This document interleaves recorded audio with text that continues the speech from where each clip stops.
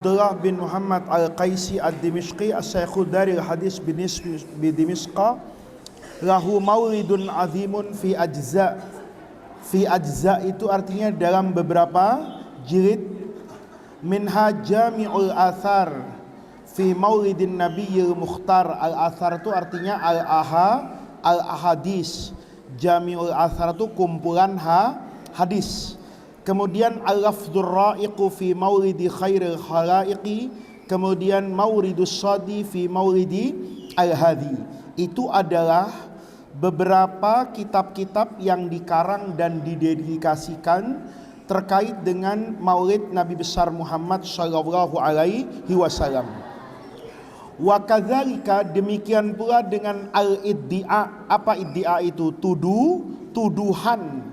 Wa kadzalikal iddi'a'u, demikian pula dengan tuduhan bi anna ihtifalatil maulid, ada orang yang menuduh bahwa perayaan maulid itu fiha, di dalamnya ada irtikabul fawahis. Apa di dalamnya itu? Ada dosa, wal mubiqat, maksiat, min surbil muskirat. Di situ ada kegiatan-kegiatan yang mendatangkan dosa dan kemaksiatan. Entah siapa yang pernah melihat seperti ini. Tetapi di banyak buku ada yang orang-orang yang tidak suka dengan maulid itu menuduh bahwa di dalam perayaan itu ada kegiatan-kegiatan yang mengandung dosa dan maksiat, seperti surbil muskirat, meminum minuman keras, wal ihtilatis safir, percampuran. Ihtilat itu percampuran. As-safiri, tanpa batas. Bainar rijal, di antara laki, wan nisa, dan perempuan, firroksi, dalam tari-tarian. Wasti'malil aghani, atau menggunakan al-aghani, lagu-lagu. Wal ma'azifi, dan alat musik. Ila ghairi dzalika, dan selain itu, minal mungkarat. Ini adalah tuduhan kosong, tuduhan bohong. Fala nadri, maka kami tidak tahu. Kaifa yusbitu, bagaimana yusbitu. Yusbitu itu membuktikan. Kaifa yusbitu, bagaimana bisa membuktikan. Qailuhu, orang yang menuduh. Anna dzalika, bahwa maksiat itu yahsulu, bisa terjadi. Fi ihtifalil maulid, ketika perayaan maulid. Wa yutla, sementara, wawunya itu wawu haliyah, artinya sementara atau sedangkan. Sedangkan yutla atau sementara yutla dibacakan fihi, fil maulid, itu Al-Quran. Wasiratul habibil mustafa, tidak mungkin itu terjadi pekerjaan yang mengandung maksiat tadi, karena di dalam acara maulid itu dibacakan Al-Quran dan sirah, sejarah hidup Nabi. Kan pasti tidak mungkin ada orang yang berani melakukan kemaksiatan di sana. Innal waqi al-masyhud. Apa al-waqi al-masyhud itu? Realita. Innal waqi al-masyhuda, realita atau kenyataan yang terjadi itu yukadzibu. Yukadzibu itu artinya membantah. Realita yang kita saksikan, kenyataan yang kita saksikan dalam perayaan maulid itu yukadzibu, akan apa yukadzib tadi? Membantah. Hadzal iddi'a, tuduhan ini.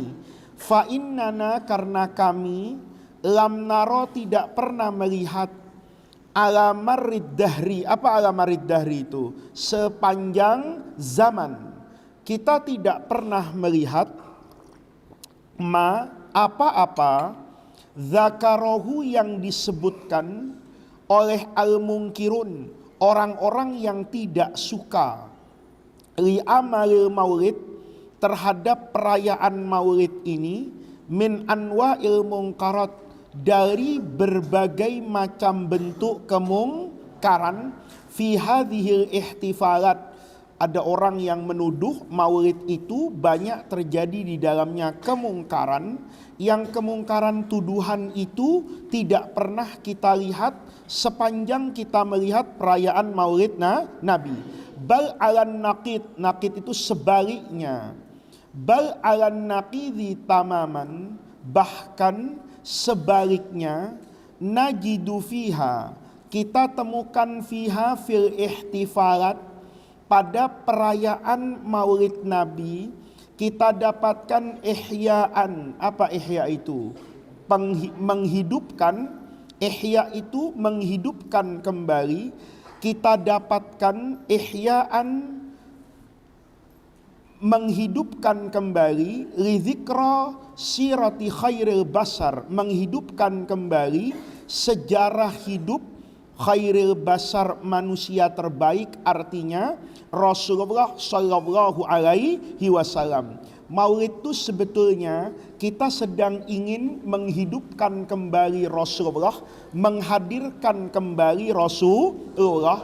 Wahada, dan perkara ini menghidupkan kembali sejarah di masa lalu, membangkitkan kembali kenangan yang terjadi di masa lalu.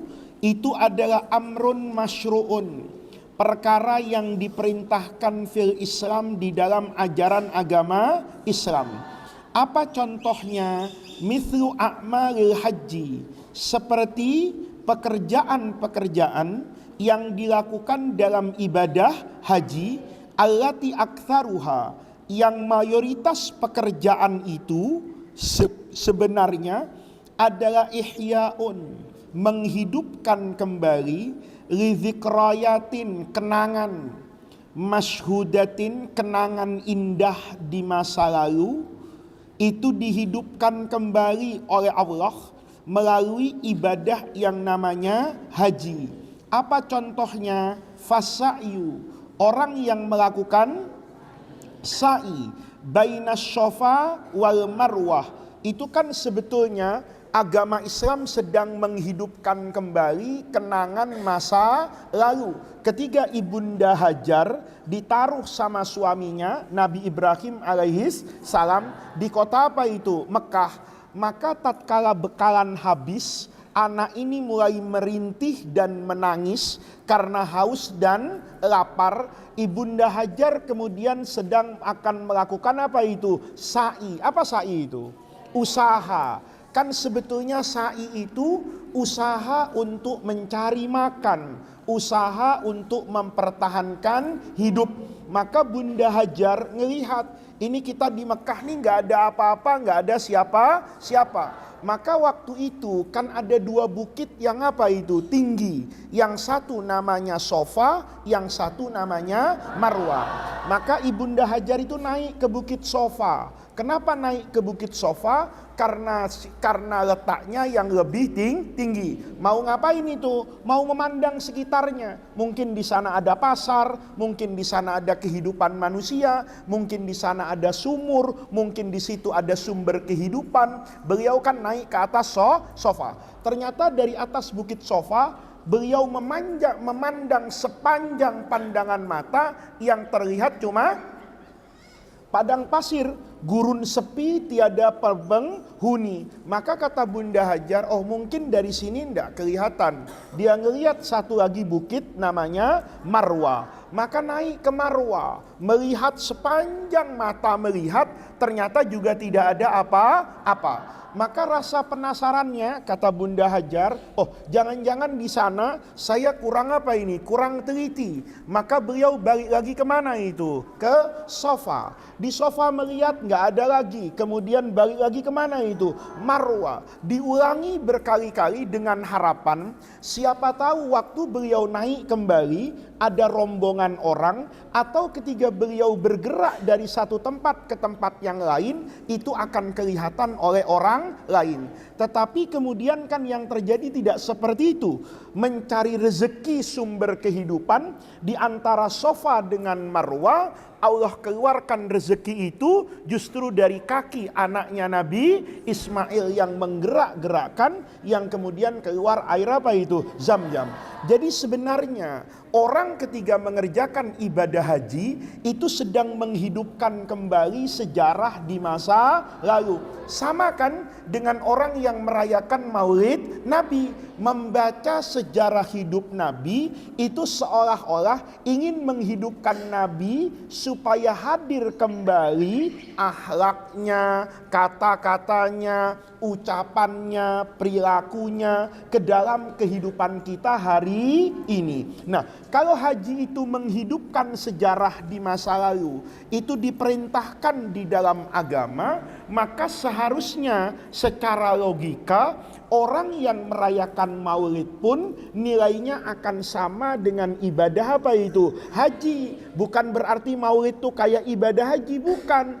Tapi secara substansi sama. Orang ketiga haji, di samping dia beribadah taat kepada Allah, tetapi di dalamnya substansinya adalah menghidupkan kembali apa ini? Sejarah.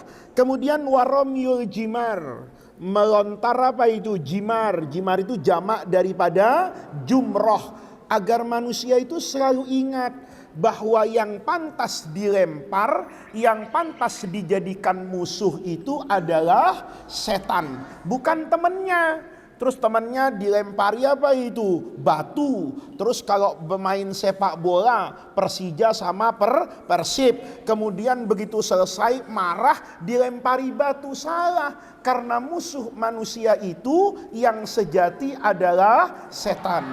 Itu jumroh, itu sedang mengekspresikan sejarah di masa lalu bahwa yang menjadi musuh Nabi Ibrahim, bapak para nabi itu adalah setan. Maka kita harus ingat yang pantas dilempar itu setan, bukan tetangga. Ya, yang pantas dilempar itu setan, yang harus dimusuhi itu setan, bukan teman sekelasmu. Itu seakan-akan menghidupkan kembali ingatan di masa lalu agar diambil pelajaran di masa sekarang.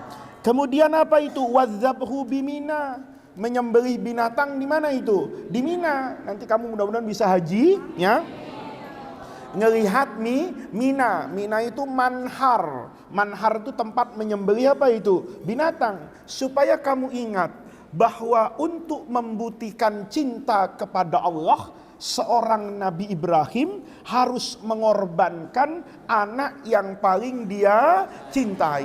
Itu menunjukkan bahwa dalam hidup itu puncak kecintaan manusia adalah cinta kepada Allah. Semua yang kita cintai di dunia ini tidak ada apa-apanya kalau harus berbanding dengan kecintaan kita kepada Allah. Maka kemudian kamu lihat itu, bahwa ketika kita menyembelih dulu, yang disembelih dulu kan asalnya Nabi siapa itu? Ismail. Kemudian diganti dengan apa? Kambing. Seakan-akan kejadian sejarah itu mengingatkan kepada kita bahwa manusia itu tidak boleh dijadikan korban. Yang dikorbankan, yang disembelih itu bukan manusia, tetapi yang disembelih itu binatang. Karena manusia pun sebenarnya punya sifat yang sama dengan binatang. Coba, kamu dulu belajar kan di pelajaran apa itu? Insan itu hayawanun. Kita dengan hewan ada samanya enggak? Sama. Sapi minum, saya minum. Sapi makan, saya makan. Kerbau berendam, saya mandi. Sama kan? Bedanya di mana? Hah? Bedanya? Saya sholat, kerbau? Benar. Hah? Ya, itu urusan kamu lah ya. Artinya apa? Saya dengan kerbau banyak persamaannya kan? Banyak persamaannya, tapi ada perbedaannya. Apa bedanya? Saya punya sifat kemanusiaan. Kalau lihat perempuan, saya nikahi. Kerbau? Kawinin. Ya, ada kerbau terus pakai saksi, ya. Dia ya begitu Dia senang ya sama kerbau perempuan, dia panggil temannya, yuk saya mau bikin walimah ya, ini persaksikan. Terus begitu anaknya ada, bapaknya kasih kartu akte lahir, kemudian ada tanggung jawab. Ada nggak kayak gitu? Nggak ada. Maka yang harus ditepikan dari manusia, yang harus disembelih dipisahkan, itu bukan orangnya, tapi sifat kebinatangan yang ada dalam diri manusia. Itu namanya kita menghidupkan sejarah di masa lalu untuk kita hidupkan dalam konteks kekinian. Yang saya sembelih itu bukan sekedar kambing, tetapi mungkin sifat bandot yang ada di dalam diri saya, mungkin sifat binatang yang ada di dalam diri saya. Nah, yang kayak gitu bermanfaat kan anak-anakku? Itu kisah di masa lalu kita hidupkan di masa sekarang. Nah, ini yang kemudian dipahami sebagai bagian fahadihil manasiku kulluha. Semua manasik haji itu semua hawaditsu madiyah, kejadian di masa lalu. Ahya, yang menghidupkan siapa al-muslimun, kaum muslimin, zikraha, dihidupkan kembali. Zikraha, apa zikraha itu? Ingatannya dihidupkan kembali, bitajdidi suwariha, dengan gambaran yang baru, fil waqi'il muasir, pada kehidupan sekarang. Sejarah dibawa ke masa hari ini. Orang selalu harus ingat, nanti kamu mudah-mudahan bisa haji kan, kemudian wukuf di mana itu? Di Arafah. Semuanya pakai baju yang sama, ada di padang yang luas. Itu kan sejarah bahwa nanti pun manusia dulu, Nabi Ibrahim dipertemukan dengan siapa itu? Siti Hawa di Jabal Arafah. Nanti pun akhir dari kehidupan sama, kita dikumpulkan di padang mahsyar. Nah, itu anak-anakku adalah ibadah menghidupkan sejarah di masa lalu untuk kita jadikan pelajaran di masa sekarang. Kamu misalnya baca Barzanji, baca Diba, itu kan sebetulnya sedang membaca apa itu? Sejarah. Sejarah hidup Rasulullah di masa lalu untuk kita ambil keteladanan, pelajaran di masa sekarang. Berarti orang yang merayakan Maulid Nabi dengan cara menghidupkan kenangan sejarah peristiwa di masa lalu untuk diambil pelajaran di masa sekarang, itu tidak ada bedanya dengan orang yang melaksanakan manasik haji. Bahwa manasik itu menghidupkan sejarah di masa lalu pada kehidupan hari ini. Nah, jadi seperti itulah orang nanti ketika memandang setiap pekerjaan baru yang tidak pernah terjadi di masa Rasulullah, itu tidak kemudian dikatakan bid'ah, tidak boleh dikerjakan. Lihat dulu substansi, kandungan, isi, konten dari pekerjaan tersebut. Ketika dia baik, ketika dia punya kesamaan dengan pekerjaan yang baik, kayak tadi menghidupkan sejarah Nabi, itu punya persamaan dengan orang yang memandang bahwa sa'i dari Sofa ke Marwa yang dijadikan bagian dari ibadah haji, itu sebenarnya adalah menghidupkan kembali sejarah di masa lalu. Maka hukumnya menjadi sama. Saya melakukan sa'i antara Sofa dengan Marwa, teringat pengorbanan Ibunda Hajar. Saya membaca Simtud Duror, teringat dengan perjuangan Nabi. Substansinya menjadi sama. Kalau substansinya sama, hukumnya juga menjadi sama. Kalau Sofa, antara Sofa dengan Marwa diperintahkan orang untuk melakukan sya'i, itu namanya amrun masru'un fiddin, perkara yang diperintahkan di dalam agama. Maka orang yang membaca sejarah hidup Nabi, mempelajari sejarah hidup Nabi, mendengar sejarah hidup Nabi dengan cara apapun, sebetulnya sama dengan orang yang melakukan ibadah haji. Mafhumnya? Fahada amrun, maka perkara ini menjadi perkara wadihun. Apa wadih itu? Kawuduhis samsi, seperti terangnya sinar matahari, fi rabi'atin nahar, di tengah siang. Kalau siang itu kan sinar matahari terang benderang. Makanya ini perkara maulid itu boleh atau tidak sebetulnya tidak pantas untuk diperbincangkan. Kenapa? Karena dia amrun wadih.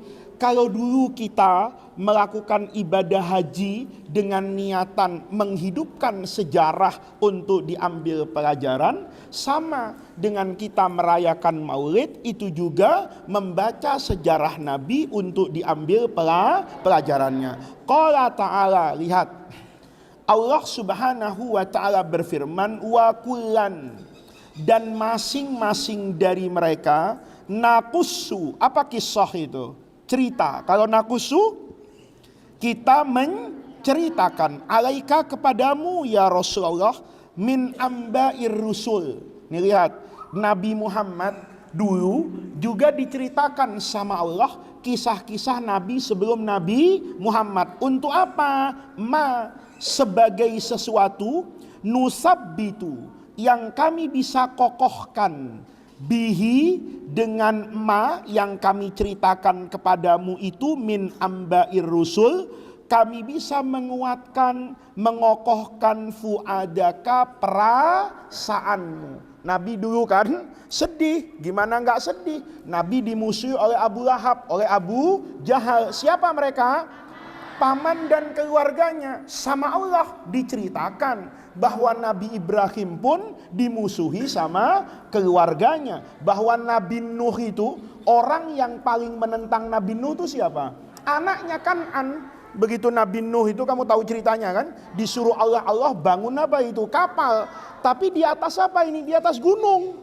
Ya, karena Allah mau kasih apa itu? Banjir. Kamu bayangin, semua pabrik kapal di dunia ini mesti di tepi laut, di pantai. Coba kamu lihat pabrik kapal itu. Kalau nggak di Surabaya, di Tanjung Priok, di Semarang. Kenapa?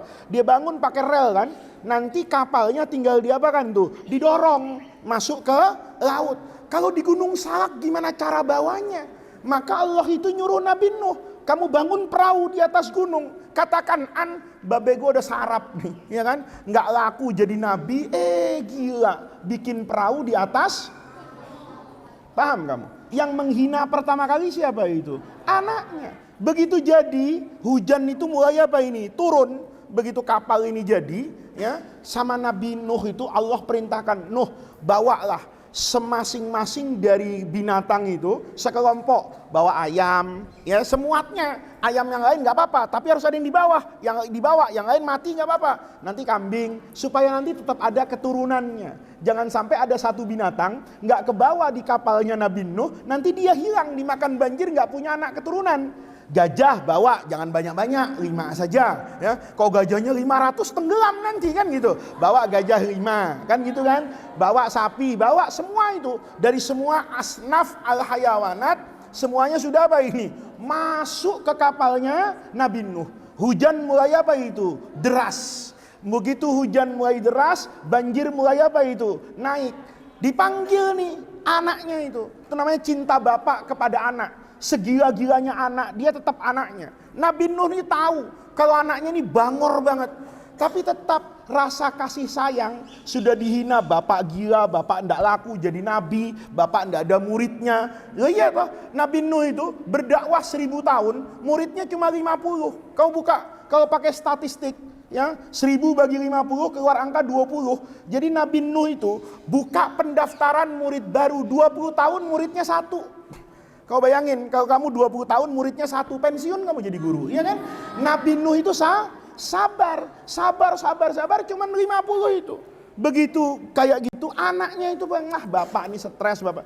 Tapi begitu air mulai tinggi, Nabi Nuh itu tetap nggak bisa lupa sama siapa itu, anaknya. Nggak dipanggil itu, bangor sini, enggak. Ya bunayyar kam ma'ana, wahai anakku tercinta, ayo irkam ma'ana, naik kapal. Anaknya bangor. Kata anaknya, ya bapak, kita nih di Bogor, mana mungkin Gunung Salak kebanjiran. Sa'awi ila jabalin ya'simuni minal ma. Kalau ada banjir tinggal naik aja ke atas gunung. Kalau sudah di gunung tidak mungkin Kau bayangin kalau Gunung Salak banjir, Jakarta kayak apa kan begitu. Naik dia. Dipanggil sama Nabi Nuh, "Nak, percaya kali ini nak sama bapak. La asimalakumul yauma." Enggak ada yang bisa menyelamatkan kamu dari hari ini kecuali Allah. Taat, ayo nak naik. Anaknya bang nggak usah be, katanya. Pakai naik kapal segala, mana sama unta, sama sapi katanya. Babe gue stres ini kan. Udah naik ke puncak Gunung Everest selesai. Kata siapa itu? Kan'an. Coba kamu lihat itu. Itu kan Nabi Nuh sedih betul kan. Sampai begitu wahala bainahumal amwat, begitu banjirnya naik, anaknya mulai apa itu? Hilang. Nabi Nuh selamat di kapal. Selesai banjir itu surut, Nabi Nuh tuh tahu kalau anaknya itu matinya mati apa?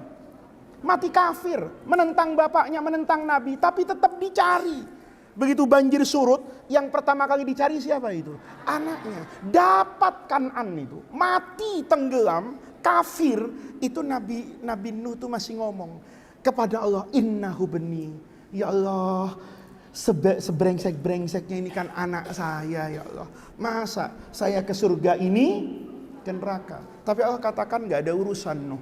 Itu kamu sudah berpisah dengan anakmu di masa depan abadi di akhirat. Diceritakan sama Nabi. Supaya Nabi apa itu? Manusabbitu bihi fuadaka. Kalau engkau ditentang oleh keluargamu, bukan engkau Nabi pertama yang dimusuhi oleh keluarganya. Di sana ada Nuh yang pertama kali dimusuhi oleh anaknya. Nanti turun Nabi Lot dimusuhi oleh istrinya. Terus begitu.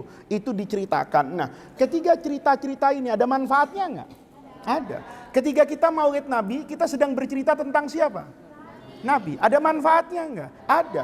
Kalau Quran isinya kisah, Barzanji isinya kisah, maka secara substansi sama-sama bercerita tentang kisah orang-orang istimewa untuk diambil pelajarannya. Jadi ketika kamu nanti ditanya orang, kenapa kamu baca Barzanji, kenapa kamu baca Simtud Duror, kamu baca ayat Quran ini, wa kullan naqussu alaika min ambai ar-rusuli manusabbitu bihi fuadaka. Coba kamu kalau baca Barzanji itu, tapi nanti saya minta kamu nanti ke masyarakat tuh beda harusnya. Mestinya itu dibaca. Tapi dibaca kayak baca Fathul Mu'in, diartikan, dimaknai, dikasih hadis. Kayak kamu baca Burdah, itu harusnya begitu. Sehingga nanti apa yang kamu baca tuh kamu paham. Sekarang ini kan banyak orang baca nggak paham, ya ikut mulutan, pulang naik motor nggak pakai helm, lampu merah nggak berhenti. Itu kan tidak mencerminkan apa itu? Maulid Nabi. Nabi itu mengedepankan yang namanya akhlak. Kalau kamu datang ke maulid tidak berakhlak, bikin maulid misalnya, ya tiap malam di kampung sampai jam 2 malam misalnya, ya bayi di situ sampai sawan nggak tidur, ya kan? Ibu yang hamil itu banyak sekali yang kontraksi melahirkan sebelum waktunya. Kenapa? Tiap malam hadronya buang kayak gitu. Itu kita perlu melakukan koreksi gitu loh. Jangan sampai orang itu apa yang dibaca itu bertentangan dengan apa yang dilakukan. Jadi nanti kamu itu harus jadi duta-duta maulid. Pulang nanti nih ya, kamu jadi ustazah. Ayo setahun misalnya, ayo kita buka ngaji diba. Supaya orang mengerti apa yang ada di diba. Orang mengerti apa yang ada di Barzanji. Sekarang kan nggak gitu. Ya, sholat aminnya kenceng, Allahumma hdina fi man hadait, amin. Pulang nyolong sendal, ya. Ada nggak yang gitu? Padahal dari dia baru minta apa itu? Hidayah. Baca Fatihah, ihdinas siratal mustaqim. Pulang mampir ke rumahnya janda, iya kan? Padahal dia baru minta ihdinas siratal mustaqim. Bayangin tuh, kenapa kayak gitu? Karena apa yang dibaca tidak dipahami dan tidak dijiwai. Ya, itu oke. Selanjutnya anak-anakku, ad-dalilus tsani. Ini dalil yang kedua. Jadi dalil yang pertama diingat, Rasulullah itu memberi perhatian kepada maulidnya dengan cara berpuasa setiap hari Senin. Jadi orang memberi perhatian kepada hari kelahiran Nabi itu sebetulnya sedang meniru Rasulullah Shallallahu Alaihi Wasallam. Itu intinya. Ad-dalilus tsani, dalil yang kedua. Qala al-Imamul Hafidhu Ahmad bin Hajarin al-Asqalani, yang ngarang kitab Bulughul Maram. Ini orang yang paling alim dalam ilmu hadis. Ini punya ensiklopedia hadis namanya Fathul Bari, sarahnya Sahih Bukhari, itu 13 jilid tebal-tebal ya. Itu bisa kamu download, kau punya uang beli lah. Di Jakarta mungkin harganya kira-kira 3 atau 4 juta. Kau punya itu adalah ilmu yang tiada taranya. Tidak ada orang yang bisa mengarang buku lebih hebat daripada Imam Ibnu Hajar al-Asqalani. Ini orang hebat nih. Waqad dhahara li, kata beliau. Waqad dhahara, dan telah muncul, ya, nampak li buat saya, tahrijuhu, dalil maulid. Tahrijuhu itu artinya dalil perayaan maulid. Ini maksudnya, kata Ibnu Hajar, saya ini pada satu hari dapat apa ini? Dapat ilham, dapat petunjuk. Saya ditanya sama murid saya, guru, apa dalilnya yang membolehkan kita merayakan maulid Nabi? Kata Imam Ibnu Hajar, zoharo, tiba-tiba apa ini? Muncul dalam benak saya, tahriju amalil maulid, untuk menunjukkan dalil perayaan maulid ala asrin. Asrin di sini dalil. Ala asrin, atas dalil, thabitin yang sahih, dalil yang sahih. Apa dalilnya Imam Ibnu Hajar? Wahwa, dan adapun dalil yang memperkuat kebolehan perayaan maulid itu hadis sabata yang diriwayatkan fis sahihaini, dalam Sahih Bukhari dan Sahih Muslim. Annan Nabiyya sallallahu alaihi wasallam, bahwa Nabi Muhammad itu qadimal Madinata, sampai di kota Madinah, hijrah dari kota Mekah. Sampai di Madinah, fawajada, maka mendapatkan siapa Rasulullah? Rasulullah mendapatkan al-Yahuda, orang Yahudi, yasumuna yauma Asyura, berpuasa pada hari Asyura. Hari apa Asyura itu? 10 Muharram. Orang Yahudi lagi apa ini? Puasa tanggal 10 Asyura. Fasa'alahum, maka Rasulullah kemudian bertanya kepada mereka. Faqalu, nanya, Yahudi, kenapa kalian puasa hari ini? Faqalu, Yahudi itu menjawab, huwa yaumun, karena itu adalah hari aghraqa. Apa gharik itu? Kalau aghraqa, menenggelamkan. Siapa Allah? Fihi, di hari tersebut, Fir'aun. Allah tenggelamkan siapa itu? Fir'aun. Wa najja Musa. Ini mudah-mudahan kau bisa jalan-jalan ke Laut Merah gitu ya.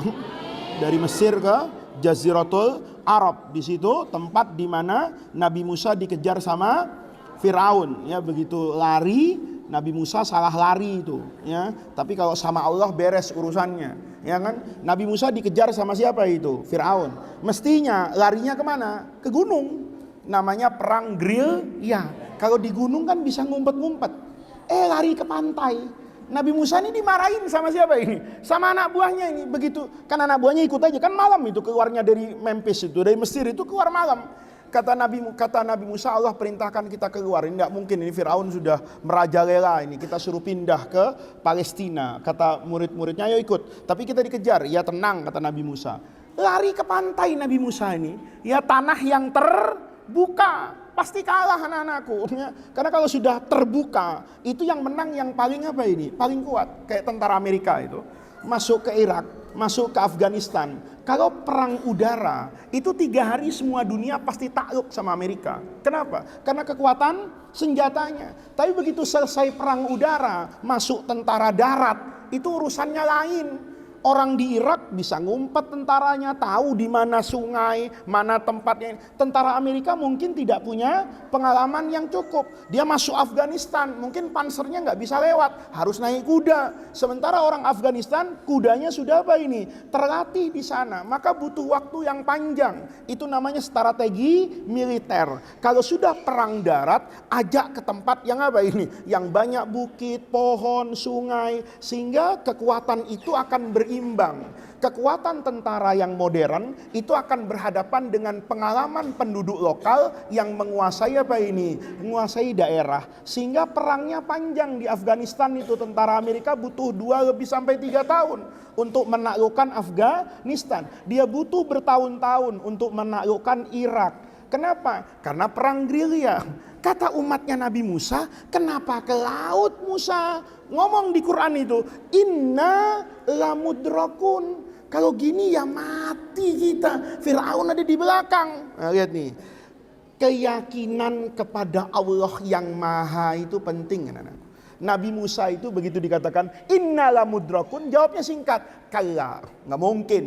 Inna ma'iya rabbi. Saya punya Allah. Dia punya tentara, saya punya Allah. Allah mau ngapain? Saya dini. Quran, saya din kata Qurannya. Akan memberi apa ini? Petunjuk. Itu dalam banyak riwayat. Saya dini. Sebelum Nabi Musa ngomong ni pada nunnya itu, Jibril udah ada di depan. Ya, kata Nabi Musa, kalla inna ma'iya rabbi. Saya punya Allah. Saya dini. Allah akan memberi petunjuk agar saya bisa keluar dari mana. Begitu belum sampai sa, kan saya dini tuh. Sin, ya, ha, dal. Sebelum sampai nun, Jibril berhenti di depannya. Langsung turun. Ada apa Musa? Ada apa? No, lihat belakang. Pakai ada apa? Ini keadaannya sangat apa ini? Genting. Kata Nabi Musa, kata Jibril, tenang. Allah memerintahkan kepadamu agar memukul laut pakai apa ini? Tongkat. Itu Nabi Musa nggak pakai tanya. Kalau saya kan ada Jibril yang benar. Masa mukul air, ya kan? Kalau mukul sapi masuk akal kan? Mukul tanah mah. Ini air dipukul, emang air kesakitan, ya kan? Terus air kalau dipukul enggak. Nabi Musa yakin aja. Allah perintah apa Jibril? Pukulin tongkatmu ke apa itu? Ke laut. Dipukul sama Nabi Musa itu. Laut hari itu langsung membeku anak-anakku. Air yang apa itu yang cair itu langsung diem, sep kayak es dan membentuk apa itu? Gua yang panjang, jembatan ini, ya, untuk pindah ke bumi apa ini? Palestina. Siap itu nyebrang itu ke Asyam itu. Malaikat Jibril bilang, lewat sini Musa. Lewat itu.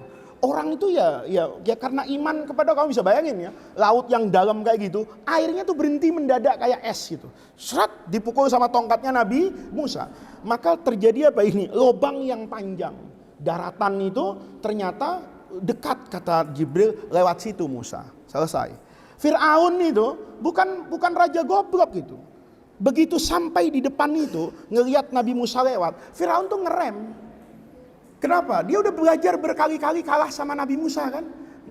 Ya, dia ngelempar ular, Nabi Musa keluar barongsai, ya kan? Ya kan, ular yang kecil-kecil itu. Ya. Kan ya, kamu tahu kan ceritanya? Ya kan? Waktu Nabi Musa dihadapkan dengan apa itu? Saharatu Fir'aun itu. Ya kan? Mereka pakai apa itu namanya? Tali kan? Tali temali itu, hibalum itu jadi apa ini? Ular. Tali, tahu tali? Tali plastik itu, rafia itu dibawa, digini-gini kan sama penyihir tuh semuanya. Tiba-tiba begini jadi apa ini? Ular. Nabi Musa itu takut karena ular kecil tapi banyak. Kata Jibril, gampang Musa, lempar. Ya kan? Kok saya nanya, lempar apaan? Ya kan? Lempar tongkatmu. Faidha hiya hayyatun tas'a. Itu dilempar sama Musa, jadi ular yang apa ini? Besar banget. Kamu tahu kan Nabi Musa itu mukjizat anak-anak. Itu luar biasa cerita Nabi Musa itu kalau dicari dimensi macam-macamnya itu. Ya itu tongkat biasa loh. Nabi Musa itu boleh motek di jalanan. Kan dia jalan gitu. Boleh motek di pohon itu. Jibril begitu motek itu senang banget Nabi Musa. Ternyata enak ya punya tongkat. Ya, kambing-kambing dipukul lurus, ya kan? Ada mangga cetek turun, kelapa cetek turun. Enak banget kata Nabi Musa. Terus kalau jalan capek dia jadi apa ini? Tongkat. Dia duduk kesemutan berdiri pakai tongkat, enak banget. Maka sama Allah itu dikritik Nabi Musa karena terlalu mencintai apa itu? Tongkatnya. Ditanyakan di Quran indah, wa matil kabiyamini kaya Musa, di tangan kananmu apa itu Musa? Kata Jibril kan disuruh tanya sama Allah. Apa kata Nabi Musa? Biasa aja Jibril, hiya asoya, tongkat nih, atawakka'u 'alaiha wa ahussu biha 'ala ghanami. Ya pokoknya waliya fiha ma'aribu ukhra. Pokoknya tongkat nih banyak jasanya sama saya. Lupa nggak nyebut siapa? Allah. Semua hidupnya disandarkan kepada tongkat. Kata Jibril belum tahu nih, ya kan? Dimarahin sama Allah. Itu tongkat yang kamu cintai. yang kamu peluk, kamu tidur, kamu bawa tongkat itu sebagai sandaran kepalamu. Kamu kan tidak tahu itu hakikatnya apa, kelihatannya tongkat. Maka kata Jibril, Musa, alqiha ya Musa, lempar. Kata Nabi Musa, kenapa dilempar? Allah bilang lempar, dilempar. Fa idza hiya hayyatun tas'a. Jadi ular gede. Nabi Musa kaget. Ya Allah, tongkat itu ular Jibril. Iya ular. Maka kata Hudha, ambil. Kata Musa, ogah. Ya itu Qurannya bilang gitu. Hudha, ambil. Kata Musa, siapa yang mau ngambil? Mati ngambil ini ya. Ular segede itu. Sanu'iduha, tenang. Hari ini kamu lupa kan? Kalau tongkat yang kamu banggakan tuh ternyata ular. Hati-hati loh. Ya, suami yang ganteng tuh nanti jadi ular. Ya, istri yang cantik itu nanti jadi ular. Nggak ada yang tahu. Tahu ular membunuh kamu. Kamu mungkin kepengen jadi orang alim, kepengen jadi kiai, tapi siapa tahu kekiaianmu tuh justru akan membunuh kamu, kemudian membuat kamu lupa diri. Maka dunia itu harus diambil itu seadanya. Jangan kemudian kamu cintai berlebihan, karena jadi ular. Itu Nabi Musa. Oke, jadi Nabi Musa itu anak-anakku itu istimewa. Begitu dia pukul itu jadi itu Fir'aun tuh ngerem. Pengalaman kata Fir'aun, diam. Kata orang-orang, terus komandan, terus itu kan terowongan namanya. Lo nggak tahu mainannya Musa, ya kan? Ini kita mati nih, ditipu nih, dia ngerem. Tapi orang itu kalau sudah berhadapan dengan Allah, segala daya upaya manusia itu akan menjadi apa itu? Sia-sia, anak-anakku. Nabi Fir'aun tuh ngerem, bilang sama Haman, berhenti Haman, katanya. Kenapa? Ini Musa nyihir nih. Ya, dia aman lewat laut, kita lewat tenggelam. Fir'aun tuh bener, tapi benernya Fir'aun tuh nggak ada apa-apanya kalau sudah berhadapan dengan kekuasaan Allah. Apa yang terjadi? Begitu umatnya Nabi Musa yang terakhir lewat, Jibril itu ngontrol. Tahu ngontrol? Ini udah semua belum? Ya kan? Jibril itu bawa kuda cantik dari surga, perempuan ini. Kudanya Fir'aun laki, kudanya Jibril perempuan cantik ini. Sengaja Jibril bawa yang cantik ini karena tahu kudanya Fir'aun ini kuda yang gagah, ganteng dan tidak bisa menahan hawa nafsunya. Maka begitu dia bawa kuda yang cantik, Fir'aunnya ngapain itu? Ngerem. Kuda bandot ini ngeliat, Masya Allah, putri kuda ini, ya kan? Ini Miss Kuda Universe ini kan ya, cantik sekali. Kudanya Fir'aun bisa diapakan? Nggak bisa nahan hawa nafsunya. Tangan Fir'aun megang tapi kudanya lari. Ngelihat Fir'aun lari maju, semua pasukan ikut. Komandan maju, ya kan? Ikut semua. Sampai di ujung kata Jibril, pukul lagi Musa. Enak aja Fir'aun, ya kan? Bayar pajak enggak, ya kan? Bayar kartu tol belum, ya kan? Mau main lewat aja, dipukul jadi tenggelam. Siapa itu? Fir'aun. Tenggelamnya Fir'aun karena apa itu? Karena kekuasaan Allah. Bukan karena kehebatan Nabi Musa. Bukan karena Jibril, karena kehebatan Allah. Maka di situ Yahudi memperingati. Ini hari azim ini. Segala daya upaya, rekayasa usaha Fir'aun untuk membunuh Nabi Musa justru berujung kepada kehancuran Fir'aun. Maka diperingati oleh siapa itu? Oleh Yahudi dengan berpuasa pada hari apa itu? Asyura. Huwa yaumun aghraqallahu fihi fir'auna wa najja Musa. Fanahnu, kata Yahudi, nasumuhu, berpuasa di hari Asyura ini syukran lillahi ta'ala, karena rasa syukur kami kepada Allah. Faqalan Nabi. Nih, maka Nabi kemudian memerintahkan kita juga puasa Asyura.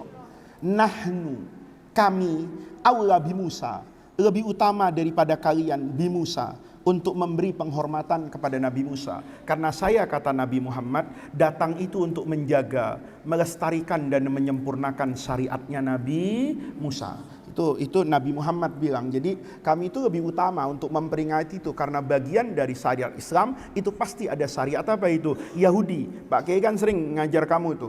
Orang Nabi itu masali wa masalul anbiya kamasali rajulin bana baitan. Permasalahan saya, perumpamaan saya dengan semua nabi kata Nabi Muhammad itu kayak orang bangun apa itu? Rumah. Nabi Adam fondasinya, misalnya Nabi Ibrahim mulai pasang kaca, Nabi Isa mulai pakai korden, furniture, Nabi Muhammad finishing, ya kan? Kata Nabi Muhammad, ini salah, kamar mandi di depan, bongkar, taruh belakang, ya kan? Ini warnanya nggak bener nih, cat ulang, kan gitu kata Nabi Muhammad. Ini kasih AC, ini kasih ini, Nabi Muhammad itu. Jadi bangunan Islam itu sebetulnya dibangun oleh para nabi yang sama. Maka ketika mendengar itu, ini penting anak-anakku. Kalau kamu dikatakan apa betul Ustadz? Hari Natal itu tanggal 25 Desember. Ya udah bilang aja betul, percaya aja. Nabi Muhammad tuh dikasih tahu sama Yahudi hari Asyura itu hancurnya Firaun dan diselamatkannya Nabi Musa. Nabi Muhammad cek and recheck nggak? Nanya Jibril nggak? Jibril, bener hari itu 10 Muharram ini bener? Enggak, percaya aja. Karena soal tanggal itu nggak usah sesuatu yang diributkan. Substansinya ini Nabi Musa diselamatkan oleh Allah dari kejaran Firaun. Lihat nih, dari hadis ini hadis bicara tentang diselamatkannya Nabi Musa dari kejaran Firaun. Oleh Imam Ibnu Hajar, hadis ini dijadikan dalil bolehnya kita merayakan Maulid Nabi. Di mana dalilnya? Lihat. Qala al-hafidhu, ini istimbatnya. Fayustafadu, apa yustafadu tuh? Yustam batu, yustan taju. Fayustafadu, maka bisa disimpulkan minhu aiminal hadis, dari hadis ini kita bisa beristimbat, mengambil kesimpulan. Apa kesimpulannya? Fi'lus syukri, kita ini harus bersyukur alama, atas apa-apa. Manna itu an'ama. Apa an'ama itu? Alama atas apa-apa, manna yang mengaruniai, bihi dengan ma tersebut. Alama manna, terjemahan bebasnya, alama atas apa-apa, mana yang dianugerahkan. Fi yaumin muayyan, pada hari tertentu, min isda'i ni'matin, dari datangnya nikmat, au daf'i nikmatin, atau tertolaknya musibah. Itu bedanya tipis ya. Nikmat itu baik dan menyenangkan, nikmah itu tidak baik dan menyedihkan. Maka kamu harus ngaji itu. Saya pernah terawih itu ketawa di masjid orang, ya. Kan biasa tuh kalau habis terawih itu fadlam minallahi wa ni'mah, gitu kan. Ini ada nih Bilal nih, nggak ngaji dia, mungkin ngaji nguping. Fadlam minallahi wa ni'mah. Saya cepat keluar dari masjid itu.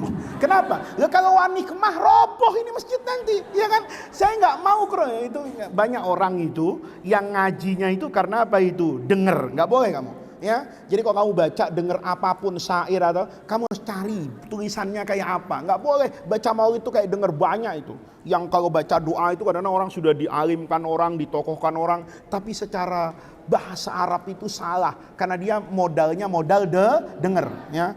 Jangan sampai nih di sini fadlam minallahi wa nikmah, kasih cabe itu yang ngomong wa nikmah nih cabe kan gitu ya. Nah, min isda'i nikmatin au daf'i nikmatin. Wa yu'adu, apa wa yu'adu itu? Dan diulangi. Zalika, perayaan itu, fi nadhiri zalikal yaum, pada hari yang sama dengan hari itu, min kulli sanatin. Ini kan kebolehan kita merayakan Maulid Nabi. Contohnya apa? Dulu Fir'aun itu ditenggelamkan oleh Allah pada hari apa itu? Asyura.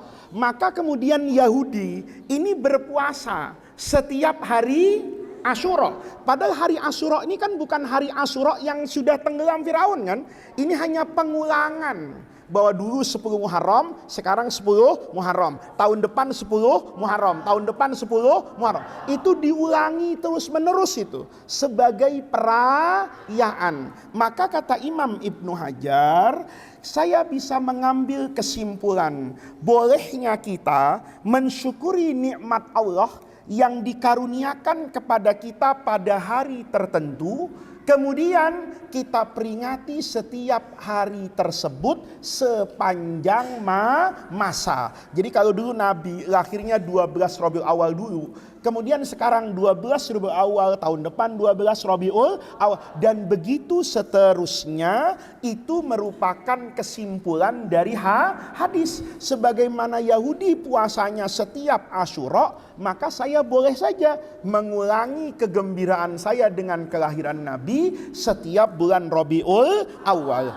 Wasyukrulillah, lihat nih, wasyukrulillah, dan ungkapan syukur kepada Allah, yahsulu. Apa yahsul itu? Bisa diwujudkan. Ya, fi'lus syukri itu kan rasa syukur kita kepada Allah. Itu bisa diwujudkan, diimplementasikan bi anwa'il ibadat, dengan beragam ibadah. Kas sujud. Sujud apa namanya ini? Sujud apa? Sujud syukur. Kamu nanti begitu hafalatul ada selesai, buka apa itu? Surat. Ananda lulus dari Rahman dengan nilai istimewa, ya kan? Rata-rata 10 gitu misalnya. Langsung ngapain? Sujud. Itu namanya sujud syukur. Dia tidak disyariatkan adanya wudu, nggak usah lagi Allahu Akbar baca Fatihah dulu, itu namanya sholat gitu loh. Kamu langsung apa ini? Sujud syukuran lillah. Boleh nggak? Boleh. Wasyam, boleh nggak? Saya pokoknya nanti kalau nilainya mumtaz, saya habis hafalatul wada, syukur saya kepada Allah, mau puasa. Nanti setiap tahun diulangi lagi. Hafalatul wadanya misalnya tanggal 10 Juni. Setiap 10 Juni saya puasa. Kenapa? Saya ingin mengingatkan rasa syukur saya kepada Allah. Belajarnya setengah-setengah, sambil tidur, banyak yang tidak hafal. Tahu-tahu soal yang keluar, itu saya dibimbing oleh malaikat untuk apa itu? Untuk menjawab. Tangan saya itu bergerak sendiri, karena Jibril yang menuliskan itu. Maka saya bersyukur kepada Allah. Bisa gak terjadi itu? Bisa, bisa. Cuman kamu pantas nggak digituin sama Jibril gitu doang ya. Kalau bisanya, anak-anakku penting loh ya. Kamu kan kepengen hidupmu bahagia kan? Kepengen. Pertanyaannya, kata guru saya dulu anak-anakku, kunci orang itu meraih kebahagiaan itu memantaskan diri kepada Allah. Pantas nggak saya dapat karunia Allah seperti itu? Makanya dulu banyak orang soleh itu, kalau dikasih karunia sama Allah tuh nangis. Nangis karena merasa apa itu? Nggak pantas. Banyak, itu bedanya wali sekarang dengan wali dulu. Ya, kalau wali sekarang punya karomah, itu dibuat konten. Paham di konten? Ya? Tahu dibuat kok konten, dipamerkan kesaktiannya itu. Itu tandanya wali KW 10 itu. Itu besok karomahnya hilang. Jadi kalau ada orang punya karomah, divideoin. Ya, Aska sakit, saya gini kan. Tahu-tahu dicek kankernya bersih. Ya kan? Ya, bersih nggak ada sakitnya. Ini dibawa ke lab, sakit semua. Kuping budek, mata udah katarak, ya kan? Hidung ini bengek misalnya, ya kan? Jantung berdebar-debar, ginjal gagal, ya kan? Paru-paru ya udah Senin Kemis. Datang ke saya ini. Saya tiup, apa kamu sakit? Puh, gitu kan? Sembuh. Divideoin, dipamerkan. Wah, ini Sohibul Karomah wal Fadilah, Sunan Jagakarsa misalnya, ya. Itu manusia nggak tahu. Kalau wali dulu itu nangis di hadapan Allah itu. Ya Allah, orang saya tiup sembuh, nggak pantas ya Allah. Mulut saya itu suka gosip, suka ini, karena dia merasa tidak pantas. Jadi kamu itu kalau kamu nanti mau dapat nikmat yang bagus, kamu mantas-mantasin diri. Kamu kalau lihat ada laki-laki yang bagus, yang soleh, yang hebat, kepengen ya Allah, saya kepengen itu jadi suami saya. Bisa nggak? Bisa. Syaratnya apa? Mantesin diri, gitu loh. Kalau yang kamu, ya Allah, enak ya punya suami itu hafal Quran, ini hafal dangdut, ya kan? Ya nanti di rumah ramai kan, paham? Ya, suaminya baca Quran, yang ini jakat dingkir minum dawet, nggak selesai, iya kan? Paham? Nah, jadi enak, mau nggak hidup kayak gitu? Kamu lihat orang baik, ya Allah, saya kepengen nanti punya suami kayak itu. Bahkan orang itu bisa kamu miliki, gampang kok syaratnya. Kamu memantaskan diri. Nanti kalau sudah pantas, Allah janjikan, yang baik ketemu yang baik. Iya kan? Yang soleh ketemu solihah. Yang dermawan ketemu dermawan, yang pelit ketemu yang pelit. Selesai urusan. Kamu pantaskan diri kamu, nanti semua cita-citamu itu akan terwujud. Ya, kamu kepengen mumtaz nggak? Kepengen. Punya ijazah yang bagus? Kepengen nggak? Mantasin diri dong. Rajin baca, rajin belajar. Kalau kamu sudah memantaskan diri, kamu yakin innallaha la yudhi'u ajroman ahsana ilaihi. Nggak bisa. Allah tuh nggak akan. Allah itu zalim sama kamu. Allah itu la yadhlimu mithqala dzarratin. Allah itu nggak mungkin nggak sayang sama kamu seperti pasti. Tapi kamu memantaskan diri. Gitu loh ya. Jadi kalau kamu saya cita-cita jadi apa? Saya kepengen satu hari jadi rektor di UIN. Ya mantaskan diri gitu loh. Tulisannya bagus, bacanya benar gitu kan. Ya, itu namanya memantaskan diri gitu. Ya Allah, saya kepengen jadi Utsman bin Affan. Mulai hari ini dermawan gitu. Orang yang dermawan itu kan orang yang yakin kepada Allah. Ya saya cuma titipan kok, kasih aja sebanyak-banyaknya. Maka kamu pantaskan diri. Kok kamu setiap hari sering sedekah, ya, sering berbagi sama orang, Allah, malaikat tahu, malaikat kasih itu Faiz rezekinya 10. Kenapa? Karena dengan dia ada orang lain yang makan lewat dia. Tapi kalau kita pelit, udah kasih aja 1. Kenapa? Dia sendiri kok. Itu namanya memantaskan diri. Jadi kamu ini udah kelas 6. Kan bentar lagi tua kan, bentar lagi kumisan ya kan, bentar lagi mungkin 10 tahun lagi udah ubanan kayak saya misalnya. Nah mulai sekarang memantaskan diri. Saya kepengen Ustadz punya anak yang soleh, ya kamu jadi ibu yang solehah. Ibunya joget-joget tiap hari itu, berharap anaknya zikir, ya enggak bisa gitu loh ya. Sudah. Wasyukru lillah yakhsu bi anwa'il ibadah. Kasujud, wasiyam, wasodaqoh. Apa sedekah itu? Bersedekah. Kamu nanti mumtaz, niat, pokoknya saya kalau mumtaz, semua teman saya beliin baju koko seragam, saya beliin mukena seragam, misalnya. Ya, boleh nggak? Itu bagian dari bersyukur. Wa ayyu nikmatin, pertanyaannya, apa ada nikmat a'zam yang lebih besar min buruzi hadan nabi, daripada kelahiran Nabi Muhammad, Nabi rahmah fi dzalikal yaum. Kan nggak ada nikmat yang lebih besar daripada kelahiran Nabi Muhammad. Wa yu'akkidu, apa yu'akkidu itu? Menegaskan. Yu'akkidu itu menegaskan. Siapa Al-Hafidh Ibnu Hajar ala madzahir. Apa madzahir itu? Madzahir itu bentuk. Ala madzahiri dzalikal ihtifal. Ini Imam Ibnu Hajar itu menegaskan bahwa bentuk atau cara al-ihtifal perayaan Maulid itu biqaulihi, dengan ungkapan beliau, fayambagi, maka seyogyanya, sepantasnya, an-naktasiro. Apa naktasir itu? Membatasi. Kita harus membatasi.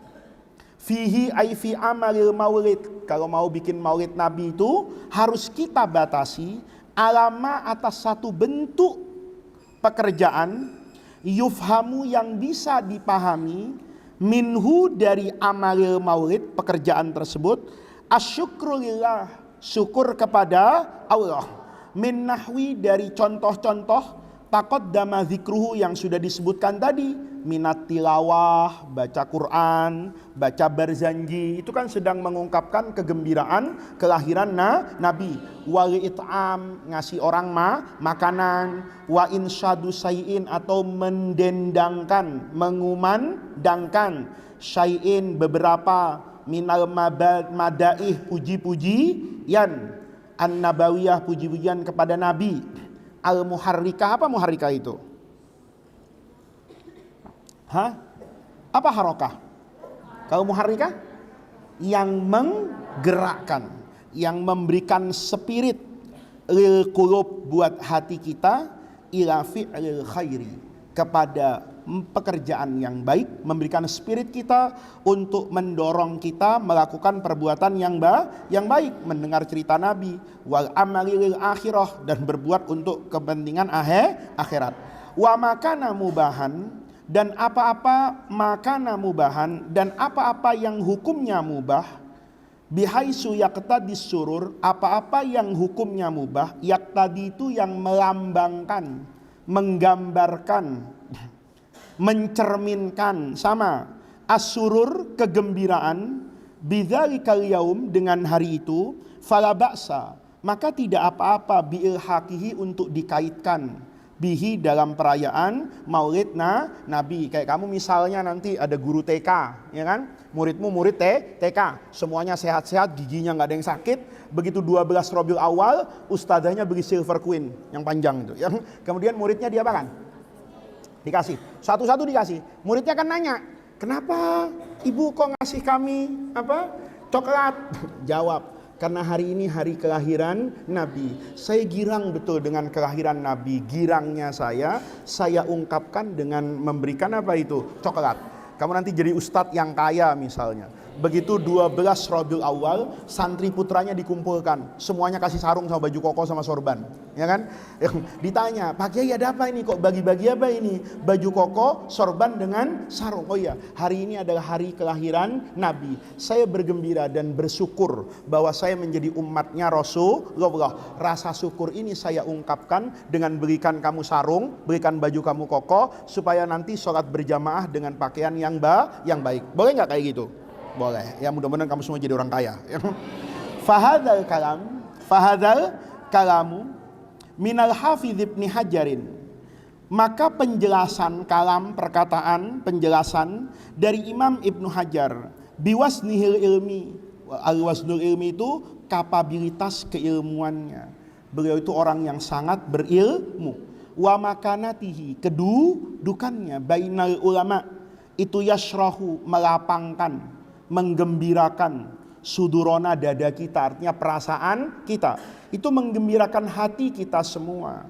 Fi bayan, ketika beliau menjelaskan kaifiyatil ihtifal, cara merayakan maulid, wahaiatihi dan bentuknya.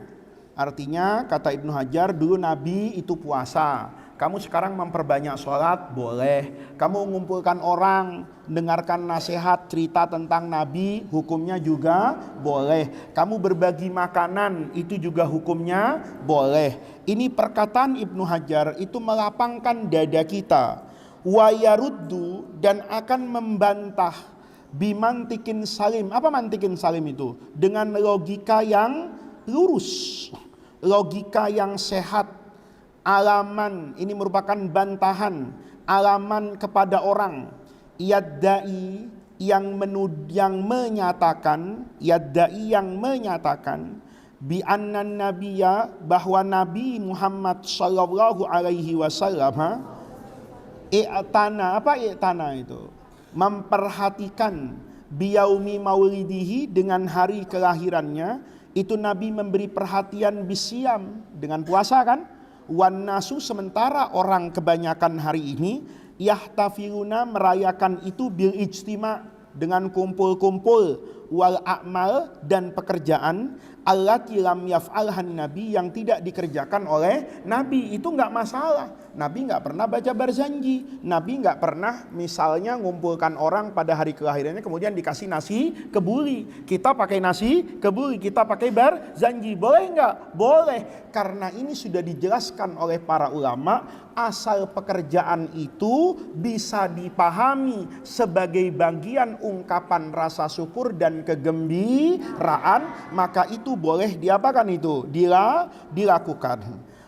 Wa nudifu ilama taqaddama. Apa nudifu itu? Menambahkan. Ilama taqaddama, dari itu semua. Maqalahu Sayyid Muhammad Al-Maliki. Bi anna hadzal i'tina, bi anna hadza, perkara ini, persoalan ini, al-i'tina, memberi perhatian maulid, bisyam, dengan puasa, awil haflah, atau perayaan masalan, itu yarji'u, sebetulnya kembali ila kaifiyatil ihtifal, hanya kembali kepada kaifiyah, tata cara saja. Wal kaifiyatul mutlaqah, adapun cara mutlaqah itu nggak usah diartikan. Wal kaifiyatul mutlaqatu, adapun tata cara pelaksanaan itu sebetulnya masailu ijtihadiyah, itu perkara ijtihadi, artinya perkara yang di dalamnya dibolehkan manusia itu untuk melakukan kreativitas, ya, berkreasi orang itu, ya. Wahua, dan itu laisa mahalla bahsina, bukan pokok bahasan kita.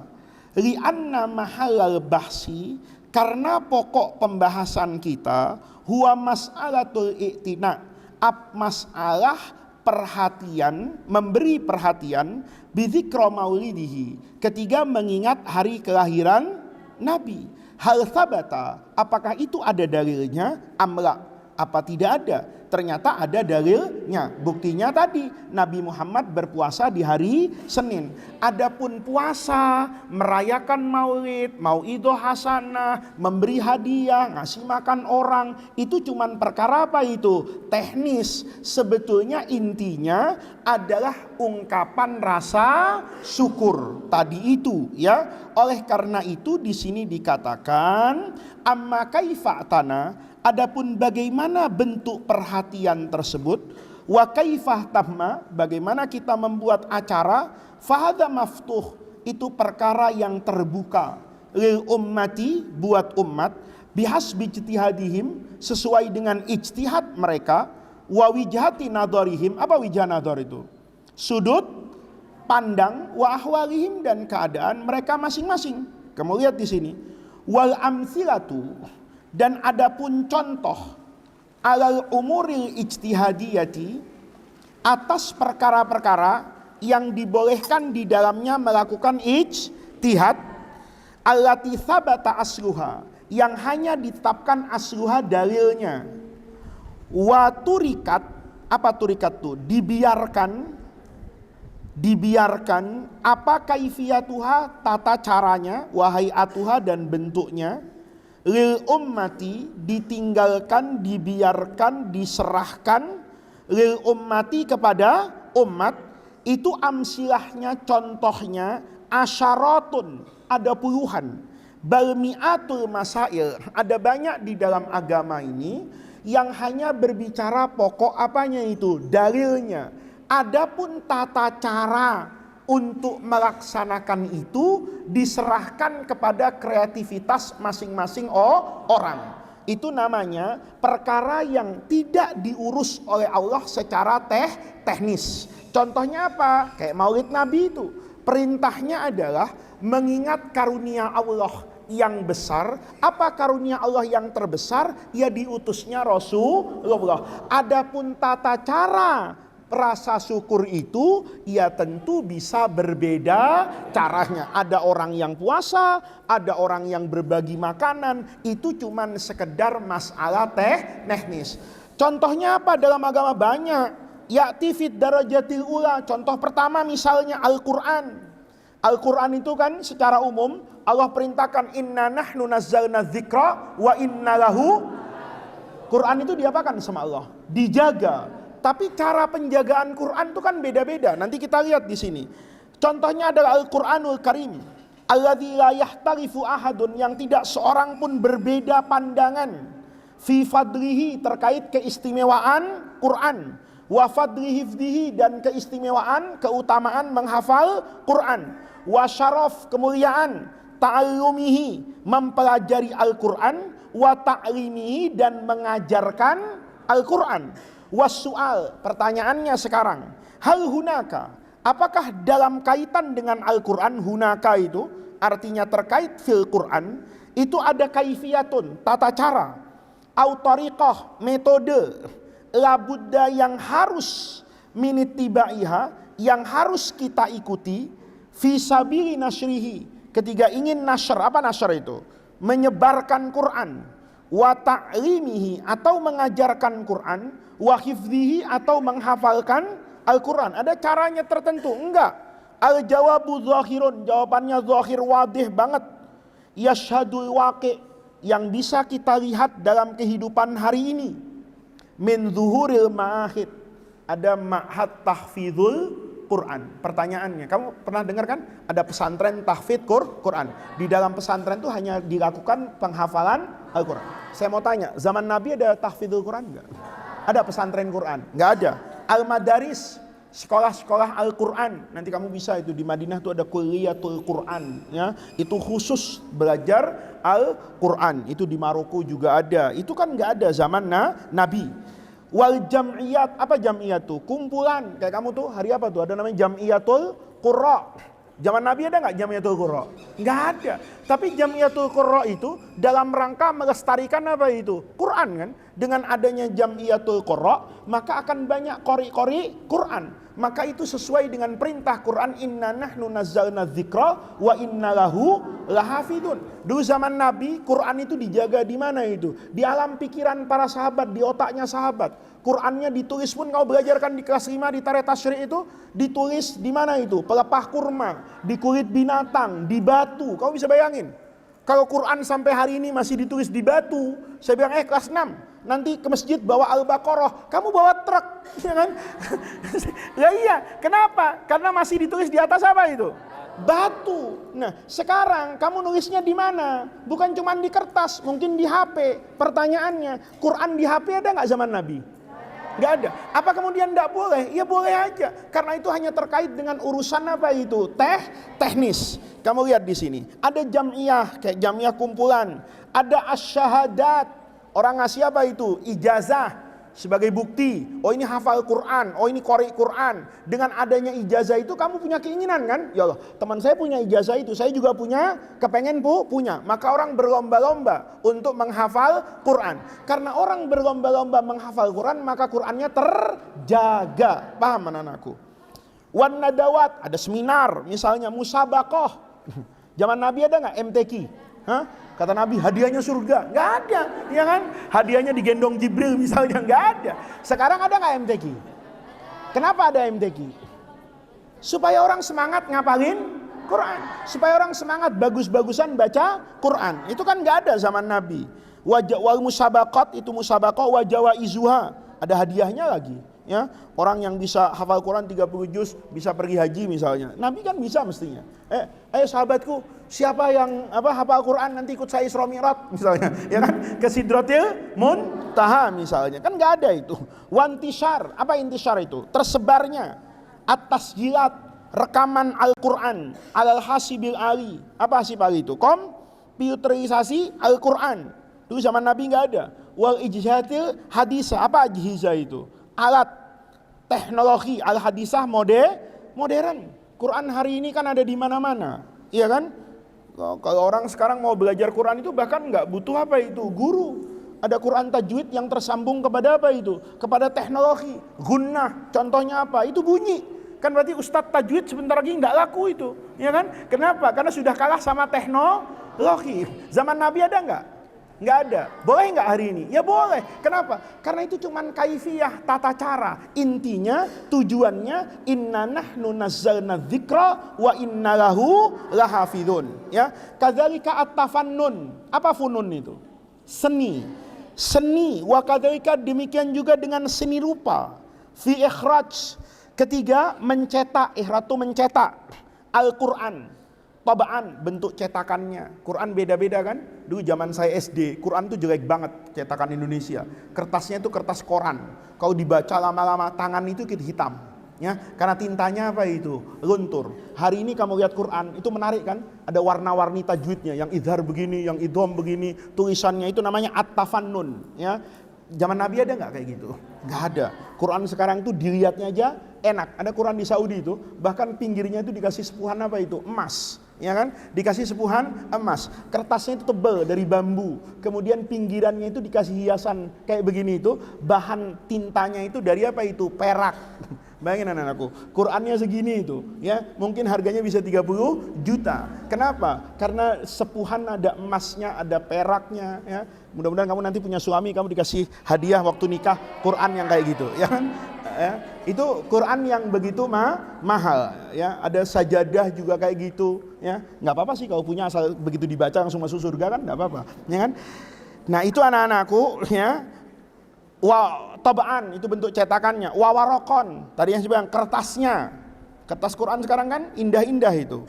Ya ada yang kayak serat bambu, ada yang kekuning-kuningan, ada yang putih. Ya kan nggak ada semua zaman Nabi. Wasyaklan, syakalnya ada yang pakai harokat, harokatnya itu jelas. Kadang-kadang yang idhar, idgham dikasih warna. Warosman, rosem itu artinya bentuk tulisan khotnya. Ada yang pakai khot naskhi, ada yang pakai khot kufi, itu macam-macam lah. Ya, indah Quran itu. Waharfan, bentuk hurufnya, walaunan dan juga warnanya, wa tajridan pembagiannya, ada yang 30 juz satu, ada yang apa itu jusnya dibagi langsung sejus jadi ada 30. Itu zaman Nabi nggak ada itu. Ala anwa wa ashkal, dalam bentuk yang beragam. Mutanawwi'atin namadzi itu sama artinya ya. Ala anwa'in wa ashkalin mutanawwi'atin namadzi, dalam bentuk yang berbeda-beda. Fahal hadza kulluhu, apakah ini semua karena ala ahdin nabi, kalau ala ahdi rasul pada masa nabi? Tentu jawabannya tidak.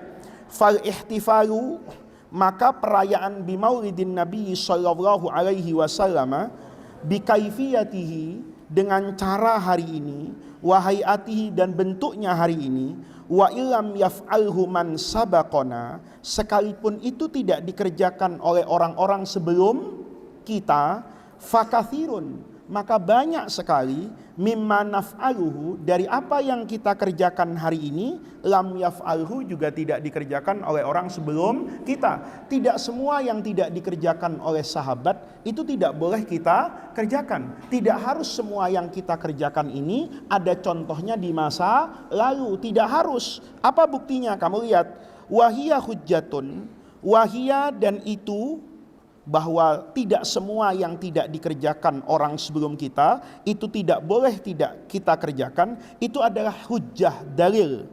Lam yakbalha, yang tidak diterima oleh Sayyidina Umar, minal khalifati, dari khalifah Abi Bakar As-Siddiq, fima rawahul Imamul Bukhari bisanad. Ini ada kisah nih, anna Umar, bahwa Sayyidina Umar lama tolaba, ketika meminta, tolaba itu meminta, Umar minta jam Al-Quran. Apa jam Al-Quran itu? Pengumpulan Al-Quran, wa tadwinahu, dan dikodifikasi, bahasa kerennya. Ayat Quran yang tadi berserakan di masa Nabi itu, yang tadi itu pelepah kurma, kulit binatang, batu, kan nggak bisa disatukan. Kamu bisa bayangin ya, ada yang di pelepah kurma, ada yang di kulit binatang, ada yang di tulang, ada yang di batu. Kamu bawa ke tukang fotokopi, bang jilid jadi satu gitu kan. Bisa nggak kira-kira? Nggak bisa. Ini bahaya, kata sahabat. Nanti ada yang batu ditaruh di kebun, ya kan? Ada yang kulit binatang ditaruh di atas rumah. Nanti berserakan Quran ini bisa hilang. Ayo sekarang kita apakan tuh? Kita kumpulkan dulu. Setelah berkumpul nanti kemudian disatukan dalam bentuk satu alat tulis. Misalnya kulit binatang, semuanya kulit binatang, supaya nanti bisa diapakan tuh? Disatukan. Itu namanya tadwinul Quran, jam'ul Quran wa tadwinuhu. Ini beda sama Injil. Quran itu mengumpulkan dari sesuatu yang ada. Beda dengan kitab yang lain, itu dikumpulkan dari sesuatu yang tidak ada. Ini supaya ingat kamu. Quran itu, anak-anakku, itu satu-satunya kitab yang dikumpulkan dengan metode ilmiah paling hebat. Kamu masih ingat kan? Ketua panitianya siapa itu? Zaid bin Sabit di masa Abu Bakar As-Siddiq itu.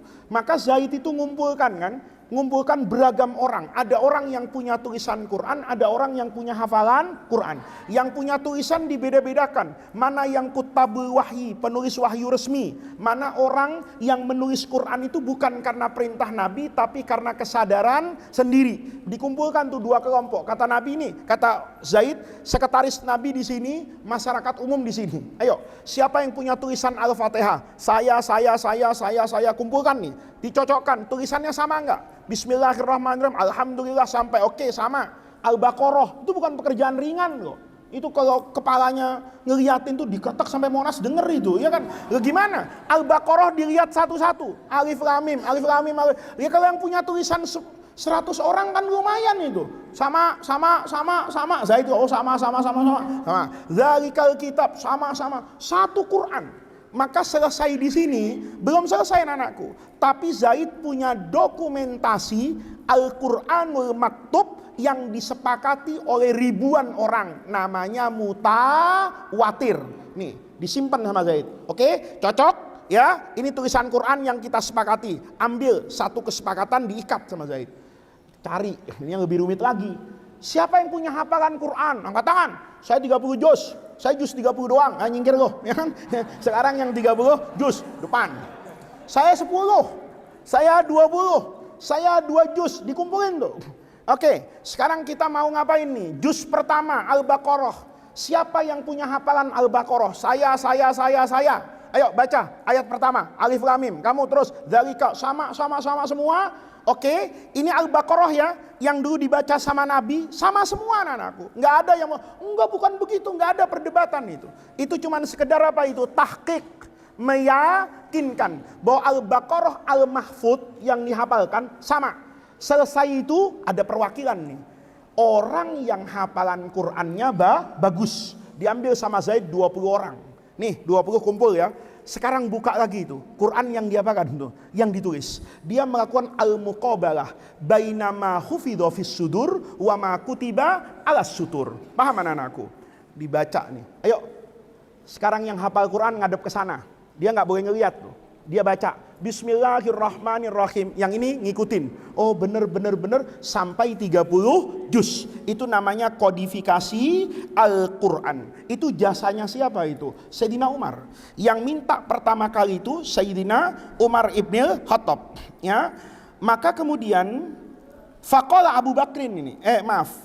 Jam'al Qur'ani wa tadwinahu fil musab ba'da waq'atil Yamamah. Setelah perang Yamamah. Ini yang tadi saya ceritakan itu, perang Yamamah itu, disitulah nanti Wahsy pembunuh Hamzah itu mendapatkan apa itu? Pahala yang luar biasa. Wahsy tadi itu kan masuk kabur ke Taif tadi itu, begitu kabur ke Taif dia dengar Nabi kayak begitu dia nyesel. Tahu gitu gue nggak usah kabur. Maka dia datang ke Mekah, ternyata Nabi sudah balik ke kota Madinah. Dikejar sama siapa itu? Wahsy ke Madinah. Sampai di Madinah setelah asar, orang lagi kumpul kayak gini nih. Maka kemudian sama siapa itu? Sama Wahsy nanya dulu, ya Rasulullah. Ini Nabi nggak tahu kalau ini Wahsy. Orang banyak nggak tahu juga, karena Wahsy ini sudah dilupakan orang. Ya Rasulullah, ayajubbul Islamu ma qablahu. Nabi, kalau saya masuk Islam, dosa saya itu diampuni semua nggak sama Allah? Diampuni, kata Nabi. Nanya lagi, bener Nabi, serius Nabi ya. Kalau saya masuk Islam, diampuni dosa saya. 3 kali nanya, Sayyidina Umar tuh nengok. Ini orang rewel banget sih mau masuk Islam gitu. Oh Nabi jamin kok semua kalau masuk dosanya diampuni. Nanya yang ketiga itu ada embel-embelnya. Ya Rasulullah bener nih. Al-Islamu yahdimu ma qablahu. Islam tuh menghapus semua dosa-dosanya. Iya kata Nabi. Wahsy jawab, atadri man ana ya Rasulullah. Memang Nabi tahu siapa saya? Umar nengok, emang lu siapa? Jawab dia, ana Wahsy qatilu Hamzah. Saya Wahsy yang dulu membunuh Hamzah. Itu muka Rasulullah itu jadi mendung. Karena luka lama yang berusaha ditutup oleh Rasulullah ma'amururiz zaman. Dengan berlalunya waktu, Nabi itu melupakan betul jasad Hamzah paman yang dia cintai yang terkoyak di medan perang Uhud. Itu Nabi sudah berhasil melupakan luka itu. Tiba-tiba Wahsy buka. Kata Umar, kenapa nggak ngomong tadi sebelum baca syahadat? Gue penggal duluan nih orang kan gitu. Kata dia sudah masuk apa ini? Islam toh. Kata Nabi itu begitu kayak gitu. Nabi itu betul-betul luar biasa sifatnya. Sifat penyayang Nabi itu keluar. Anta qatil Hamzah, iya. Dosa saya diampuni kan Nabi kan sudah bilang tadi katanya ya. Nggak boleh direvisi lagi ini. Kata siapa? Kata Wahsy. Kata Nabi, iya. Bukan soal itu. Kata Nabi. Bukan soal itu. Tapi Wahsy, kamu kenapa menjelaskan ke saya jati dirimu? Coba kamu tadi bilang masuk syahadat sudah lewat kan selesai Wahsy. Ya saya tidak ingin mendustai Rasulullah. Saya Wahsy qatilu Hamzah. Saya dengan tangan saya dulu saya lemparkan tombak itu dan menghujat jantungnya Hamzah di medan perang Uhud. Dan ketika itu sahabat berteriak qutila Hamzah. Dan itu yang membuat suasana berbeda di medan Uhud. Kata Wahsy begitu. Kata Nabi, ya sudah Wahsy. Tapi saya tidak bisa menyembunyikan kemanusiaan saya. Selama saya bertemu dan melihat mukamu, maka bayangan luka Hamzah di medan Uhud itu datang kembali ke benak saya. Maka bagian dari rasa sayang saya, ghaib anni wajhaka ma hayitu. Kamu jangan lihat saya, jangan ketemu ma hayitu selama saya hidup. Itu bukan Nabi benci Wahsy. Karena kalau Nabi ngelihat Wahsy, Nabi jadi nangis. Kalau Nabi nangis, Jibril ikut turun campur kan. Kenapa Nabi nangis? Itu lihat Wahsy, ingat Hamzah. Goreng ya Rasulullah Wahsy yuk. Kita cekek yuk. Kata. Paham kamu anak-anakku? Ya? Gitu cara memahami agama. Bukan Nabi itu ngelarang Wahsy ketemu. Karena Nabi apa itu? Benci. Setiap ngelihat Wahsy, maka kenangan kenangan pahit di medan Uhud itu, datang kembali Hamzah yang tergeletak dengan jasad terkoyak tanpa jantung itu kemudian hadir di hadapan siapa? Nabi. Kalau Nabi lihat itu kan Nabi ingat, ini yang bunuh, tangan itu yang nyobek. Nabi nangis misalnya. Kan Jibril, mayubkika ya Rasulullah. Kenapa nangis?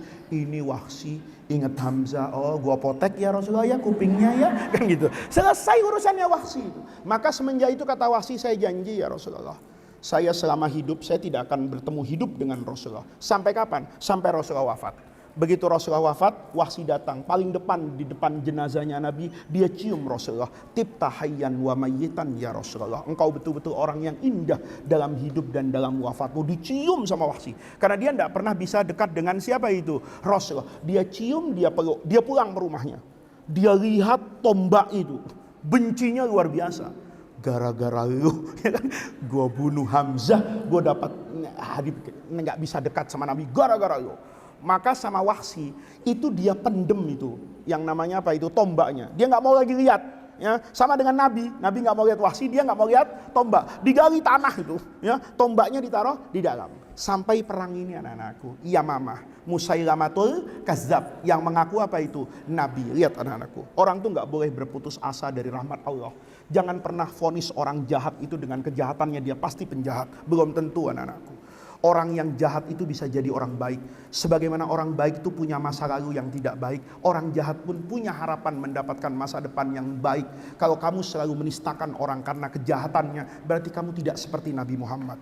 Nabi Muhammad tuh nggak pernah memandang orang. Nabi itu nggak pernah benci sama orang. Nabi itu benci kelakuannya, tapi tidak pernah benci sama orangnya. Kalau kamu membenci orang karena orangnya, maka kamu keluar dari jati dirimu sebagai umatnya Rasulullah. Lihat Wahsy itu. Dapat hidayahnya luar biasa. Dia benci ya Allah gara-gara tombak. Dia taruh tombak itu dalam tanah. Sampai perang Yamamah. Kurang ajar Musailamah ini. Berani-beraninya menyandingkan dirinya dengan junjungan saya Rasulullah Sallallahu Alaihi Wasallam. Dia gali lagi itu tombak. Dia gali lagi tombak itu. Kata Wahsy, saya akan cuci najisnya tombak saya karena dulu membunuh Hamzah, dan saya akan bunuh itu Musailamatul Kazzab. Ya, wah kok terjadi ya anakku. Di perang Yamamah itu Wahsy melontarkan tombaknya, dan tombak itu yang kemudian membunuh Musailamatul Kazzab. Hari itu kata Wahsy, saya hidup kembali. Kenapa hidup kembali? Nanti kalau saya ditanya sama Allah, ini tombak lo pakai bunuh Hamzah kan? Betul ya Allah, saya salah. Tapi jangan lupa, dan Allah tidak lupa kan gitu. Jangan lupa dan jangan tidak tahu bahwa tombak yang terkotori oleh darahnya Hamzah hari ini dipakai untuk menumpahkan darahnya Musailamatul Kazzab. Jadi gamenya kan sudah seri ya Allah, ya kan? Ini saya tumpahkan darah Hamzah, tapi di satu sisi saya tumpahkan darah orang yang hampir mengguncangkan persatuan dan kesatuan umatnya Rasulullah, yaitu Musailamatul Kazzab. Itu banyak orang mengatakan nanti Wahsy masuk ke dalam surga. Ketemu dengan Sayyidina Hamzah kan ditanya, anta Wahsy qatili kok masuk surga? Kaifa? Kalau bahasa daerahnya, kaifa anta kok tastati ya tadhul jannah, kan makuntu ahsibu anna rajulan sayyi'an mislaka tadhul jannah, kan gitu kalau bahasa Arabnya Darur Rahman kan gitu kan. Tapi itu namanya Rasulullah. Jadi itu ya, perang Yamamah. Jadi Wahsy itu habis perang Yamamah dia merasa hidup kembali. Dia datang ke makam Rasulullah Sallallahu Alaihi Wasallam, dan dia dengan leganya, ya Rasulullah, mudah-mudahan dosa saya bunuh siapa itu? Sayyidina Hamzah dimaafkan dengan Allah atas darahnya Musailamatul Kazzab yang membasahi bumi Yamamah. Itu Sayyidina Umar setelah perang Yamamah itu minta sama Sayyidina Abu Bakar untuk apa itu? Untuk jam'al Quran. Karena waktu perang Yamamah itu banyak qori Quran yang mati. Nanti ini Qurannya hilang kata Sayyidina Umar. Tuh, burung mungkin dengar cerita Wahsy takut dia dibunuh. Qala lahu Abu Bakrin. Nih Abu Bakar jawab. Kan kata Sayyidina Umar, Abu Bakar, sekarang tulis Al-Qur'an. Abu Bakar enggak mau. Kata Abu Bakar, kaifa af'alu syai'an? Gimana saya mengerjakan sesuatu lam yaf'alhu Rasulullah.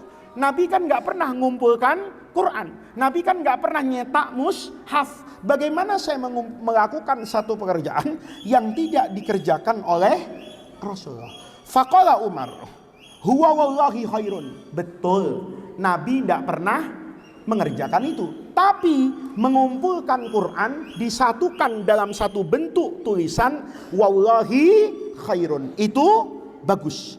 Fakana an roja'a, setelah diskusi panjang roja'a, maka Sayyidina Abu Bakar roja'a, itu kembali nurut ila ra'yil Faruq, bersepakat dengan pendapatnya Al Faruq Umar bin Khattab, wa wafaqahu fi dzalika. Wa nadhiruha amrul khalifah, wa nadhiruha amrul khalifati, dan yang sama dan contoh yang sama itu adalah amru, perintah Khalifah Umar bin Abdul Aziz. Ulama al-Amsar, semua ulama yang ada di negeri Islam, bikitabatil hadis, untuk menuliskan hadis. Wa kanu min qablu, dan mereka sebelum ini yataharrajuna min dzalika. Apa yataharrajuna itu? Enggan. Mereka sebelum ini enggan. Aneh kalau saya berhenti dia juga berhenti. Ya. Yataharrajuna, enggan, min zalika, untuk menulis hadis. Fawafaquhu, maka kemudian mereka bersepakat alal amri, atas perintah tersebut, walam yaqulu, dan mereka tidak pernah berkata ataf'alu, apakah kamu mengerjakan malam yaf'aluhul awwalun, apa-apa yang belum dikerjakan oleh orang sebelum kita. Itu artinya kalau ada orang bilang Nabi nggak pernah merayakan maulid, sahabat nggak pernah merayakan maulid. Iya, maulid dalam bentuk seperti hari ini, tapi substansi maulid itu diajarkan di dalam agama. Tidak semua yang tidak dikerjakan Nabi kita tidak boleh mengerjakan. Contohnya apa? Tadi itu jam'ul Quran wa tadwinuhu wa kadza. Demikian juga bisa kita jadikan dalil. Yuqalu, untuk kita katakan fi nuqatil mushaf. Apa nuqtah itu? Titik. Kamu tahu kan dulu mushaf Utsmani itu ditulis pakai hot kufi. Hot kufi itu nggak ada titiknya. Kalau hot biasa ada titiknya. Ba titiknya 1, ta titiknya 2, sa titiknya gitu kan. Semua gitu. Sin, shin kan begitu. Shot, dot, itu dibedakan titik.